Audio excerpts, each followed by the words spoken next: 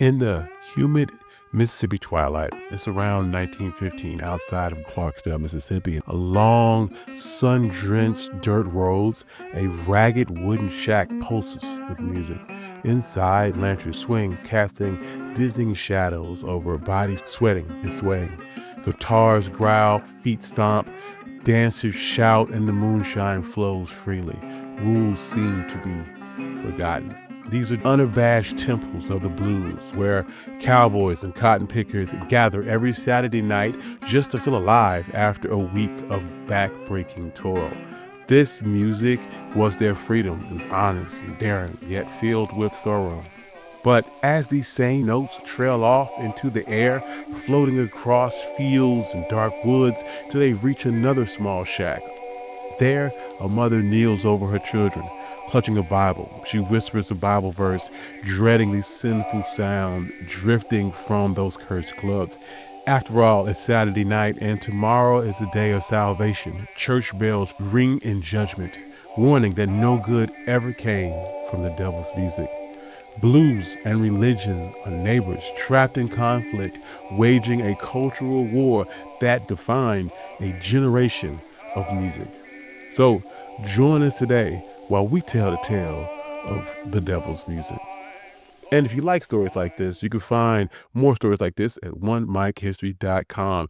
If you like audio only episodes, you can find my podcast wherever you find your podcast. But without further ado, how did blues gain the reputation of the devil's music? Let's take a step back to the beginning.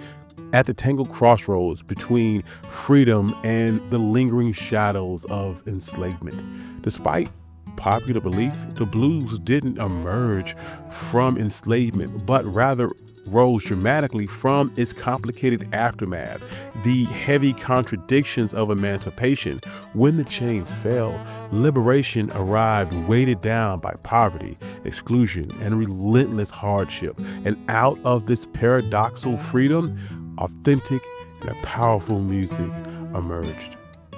In those Delta fields along southern plantations, Black men and women drew upon generations of musical traditions, work songs, spirituals, field hollers that whispered tales of oppression endured and resilience gained. Embedded in their melodies were cultural memories from Africa's western coast, rhymes and refrains guarded like sacred heirlooms across generations. Released from their bondage, these ancestral voices began to evolve, gradually shifting away from stories of survival towards something more personal, expressions of love, loss, sadness, longing, defiance, betrayal, humor, joy. This was the blues, born raw, honest, and pulsing with life. But this moment of truth collided dramatically with a formidable force: the Black church.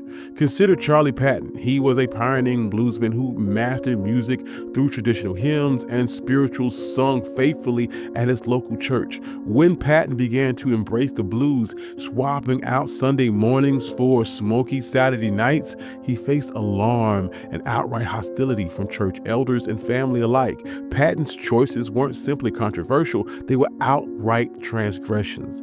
Church leaders openly branded blues performances and the guitar as the devil's business, and young musicians like Patton found themselves caught between the uncomfortable pull between the sacred expectations and the secular truths. Yet even this could not suppress someone like Patton, who discovered liberation and power in the bending of strings between haunting riffs and gravelly verses. These tensions reverberated powerfully throughout the Black community across the South. Patton's struggles were not unique. Countless blues artists navigated similar roads, bridging Saturday night indulgences with Sunday morning sanctuaries. Across kitchen, church steps, and dusty crossroads, the blues rapidly gained notoriety as the devil's music. Musicians who dared to tread these paths were no longer seen merely as entertainers. They were rebels, disturbers of traditions, and challengers of religious authority. And this is where it gets deeper, because in steps the story of Robert Johnson. It was said that Robert could not play the guitar worth a lick. Then one day he disappeared, church folks whispered, wondering where Robert had gone off to. And then he returned shortly thereafter with skillful fingers agile as they come. The townsfolk whispered in horror, a soul cost a heavy price. Johnson, they claimed, sold his eternal salvation at the crossroads to the devil himself for the price of musical genius. And this local rumor became enduring Southern mythology. It was a deal that became the gospel itself to church folks, and Johnson himself even sang about it, stating that I went down to the crossroads, fell down to my knees, asked the Lord for mercy, save poor Bob, if you please. Thus, this took hold, and the blues was forever etched in Americans' consciousness as the devil's music. But around the same time, there was a great current of social struggle that was reshaping entire Black communities. Just before World War I, there was an extraordinary shift called the Great Migration, which launched millions of African Americans away from southern towns and countryside, scarred by relentless prejudice, poverty, and brutality.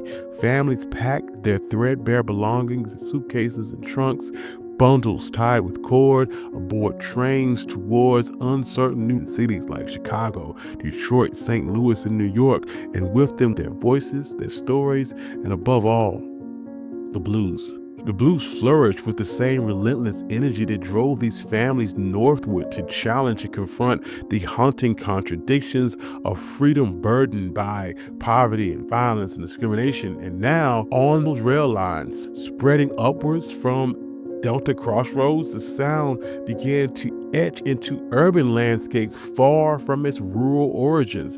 In 1920, a defining moment arrived when Mamie Smith, a blues vocalist with a fearlessly captivating voice, slipped into a small recording studio in New York and sang a song called Crazy Blues. When Mamie Smith could scarcely predict how dramatically this simple act would transform American music. Almost overnight, Crazy Blues blew away all expectations, selling 75,000 copies within a few weeks of its release. It was an unprecedented number. The blues was no longer confined to juke joints and informal gatherings underneath the southern sky.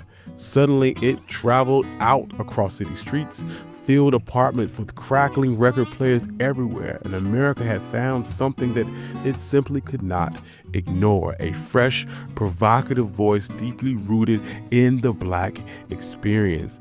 And yet, as the music spread, so did controversy, alarm, and fierce opposition.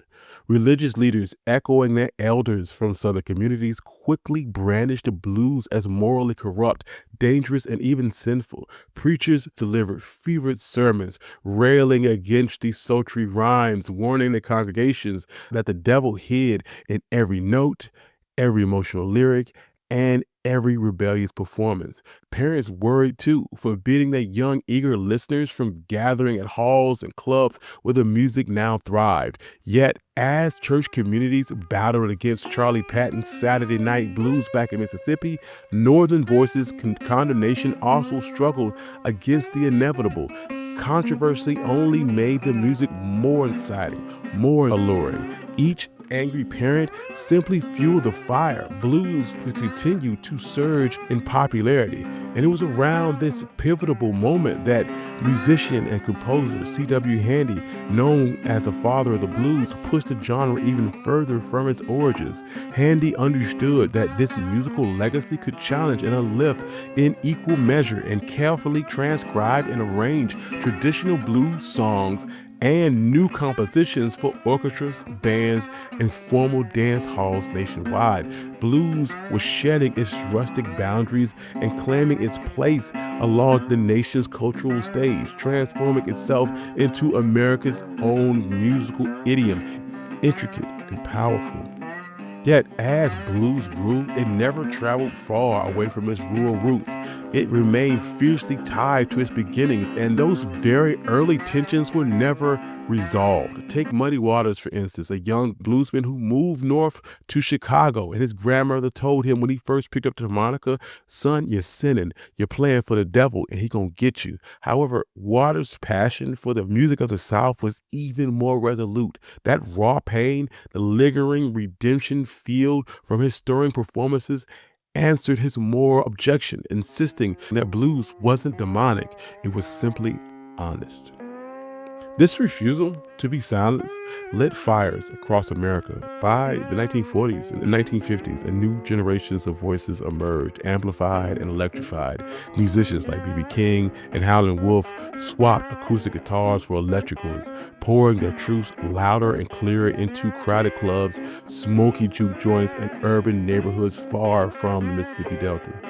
The blues spread its irresistible wave, migrating from southern towns to bustling cities like New York and Chicago and beyond. Yet, even these musicians found voices powerful enough to shake walls and rattle church pews. The resistance would linger. Church elders, rooted communities, and moral authorities still labeled it as dangerous, rebellious, even the devil's music, associating black music with sin, excess, and cultural revolt.